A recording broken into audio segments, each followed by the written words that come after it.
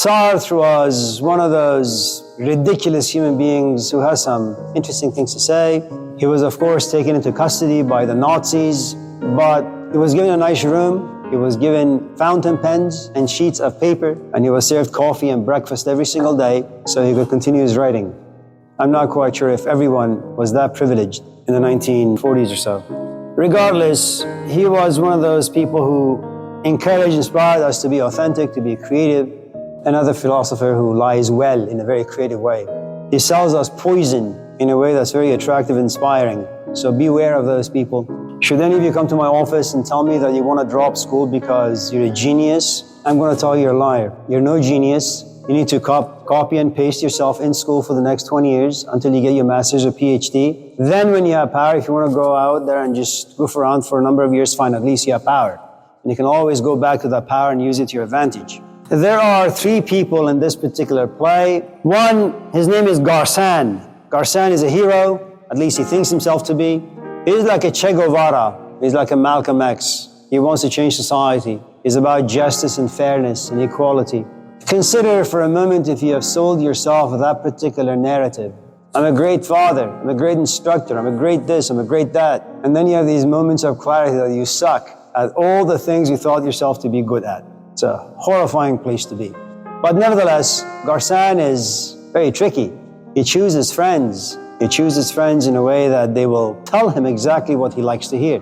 For those of you who are not gifted by DNA or biology good looks, if you have friends who are unattractive, ask them how many people they hang out with who tells them every single day how ugly they are. Because if they had friends as such, they're probably suicide. So they make sure that they hang out with people who look very much like them. And just in case they hang out with very, very attractive people, it's because they want to be seen by other unattractive people. This person who is so unattractive is hanging out with people who are very attractive. Or if you happen to be like Socrates, very unattractive physically and you can't do much, it's not like today where you can be like Kim Kardashian, add a little here and chisel out a little there, right? You're condemned by life to be just ugly. Well, your only way out to find any friendships is just lock yourself in a room and read books and make yourself intellectually attractive. So when someone says, oh, you're so ugly, you say to them, within me lives the kingdom of God. And all of a sudden the guy says, what? Lives in me, the kingdom of God. Have you seen the kingdom of God within me? And all of a sudden, the person who is profoundly ugly becomes a thing of curiosity. Well, he speaks so eloquently. And all of a sudden, after like 5 or 6 or 7 weeks, you have all these followers. Even though you look like a truck, you have all these people following you because you're emotionally or intellectually attractive. So Garsan is this guy who wants to change the world for the better. He's brave, courageous, he's willing to take a bullet for everyone. In theory, of course. So one day he goes out and he's walking to Safeway to grab a bucket of milk. And there are these cops standing around, eating donuts, coffee. And the cop looks at him and says, wait a minute, isn't that the guy we've been looking for the past like 50 years? And they take out the cell phones, they look at the picture and it's a match. And they go to this man, they say, aren't you Garsan? No, I'm not here at all. Or aren't you the guy who's causing this rebellious movement? No. You have the wrong guy. I'm not him. You're him. No. Imagine thinking yourself to be a certain way for about 5, 10, 15, 20 years and someone comes to realize you're just a piece of crap. And then you know what Garsan does? He doesn't run away, he just sits and he cries. Please don't cuff me. I'm just an innocent guy, I've done nothing wrong. And he cries so well and he acts so well that the guards come to realize perhaps that they've made a mistake, so they let him go. But you see, now you go home with an experience, a very unusual experience. I believed myself to be a hero for 20 years. Today I realized I'm not really a hero, I'm a counterfeit. How the hell do I live with that? The first thing you need to grasp from the first character is the moment you have a tiny second of clarity, you're going to have conflict as your guest, and that conflict is going to inspire emotions you won't like. Your eyes are going to be forced open, and you're going to see yourself differently.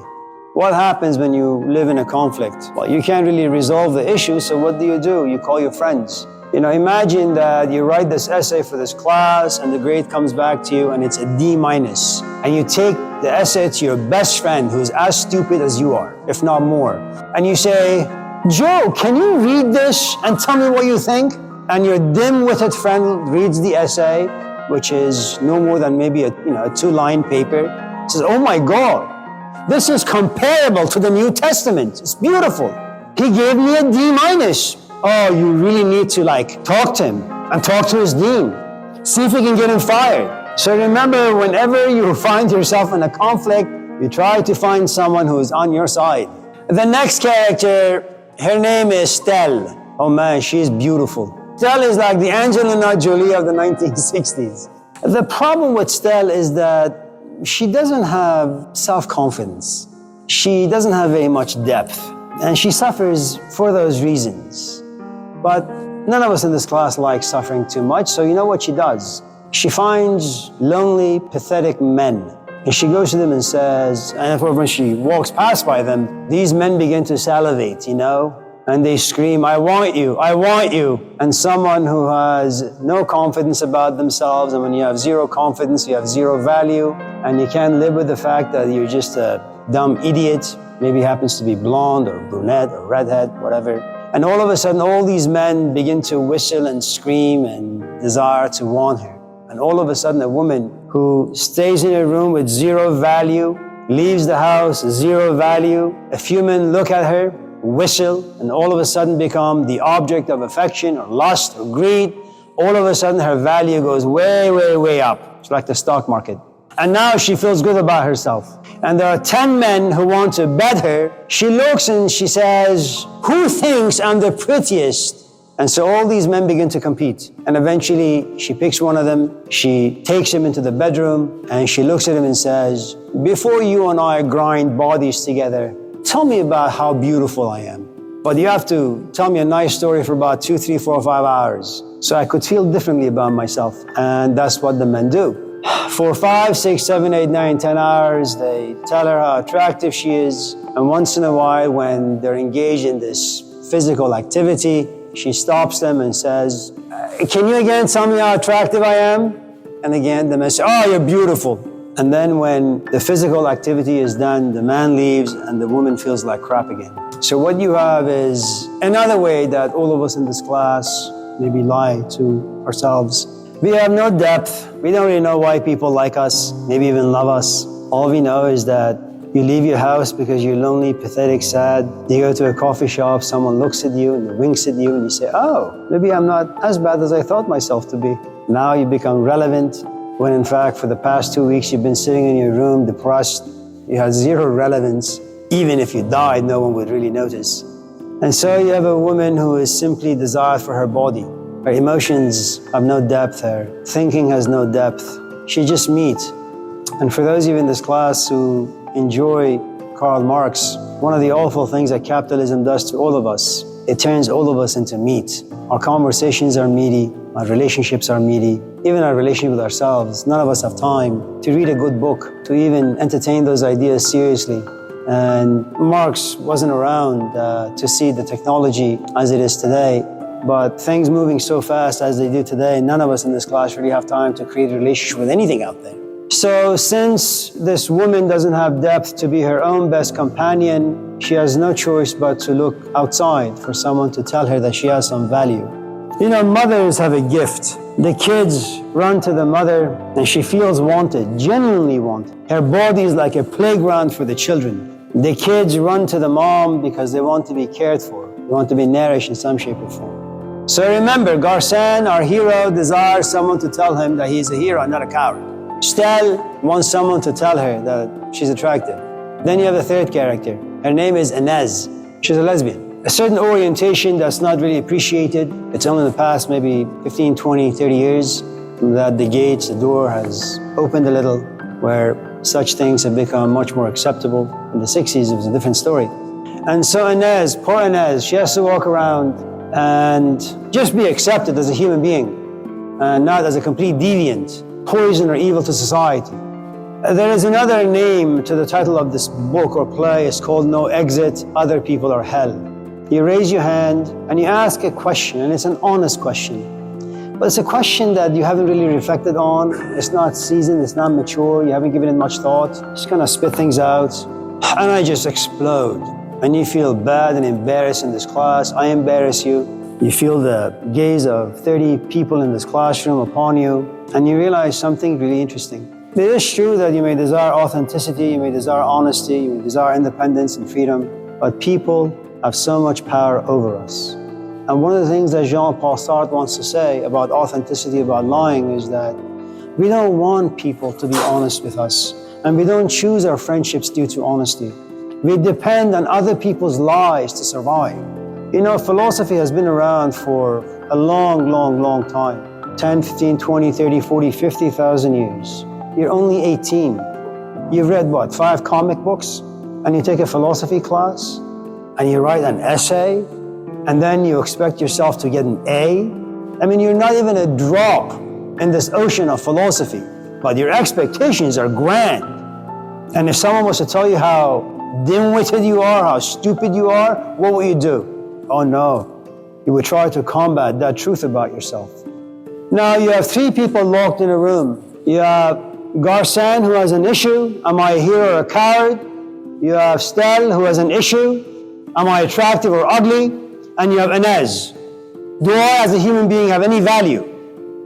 And you need people out there to either tell you a yes or a no, but you're not going to feel good if someone says no to you. So you're going to find people who will say yes to you. One of the things that Fyodor Dostoevsky talked about in his novel, Brother Karamazov, chapter, I think, 5. Imagine, for those of you in this class who are a Christian, go home today, and let's just say around 10 p.m., you get a knock on the door. And you look through this hole, and you see this guy you've never seen before, or maybe it's just daytime, you're not that scared. You open the door, he's got long hair, and let's just stay with the image of Jesus that has been around for a while.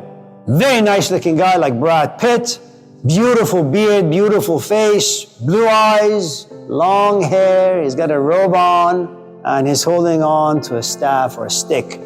And he looks at me and he says, "Are you Joe?" "I am." "Are you waiting for the second coming?" "Oh yes." "Wait no more, I am here." "What?" "I am Jesus." "No." "You're one of those hippies from Berkeley." "No." I am Jesus. You see me, you see God." You read that passage in the Gospel of John? That's me." "No." He says, "Okay, look, isn't it true that when you were 2, you beat up your sister?" "Yeah." My father probably told you that." "No, I know everything about your past, present, and future." And it tells you all these secrets, all these things that you kept, a secret to your life. It tells them to you. And then, frustrated, you look at him and say, "What do you want?" "I'm just here to tell you, you're really not a Christian. Come follow me." You say, "No, let me tell you what Christianity is, Jesus." And all of a sudden you realize that, you thought that you were a Christian. Jesus comes into your life, tells you that you're a scumbag, but it's very difficult for you to appreciate that. So you try to tell Jesus that you can in fact turn him into a Christ, not the other way around.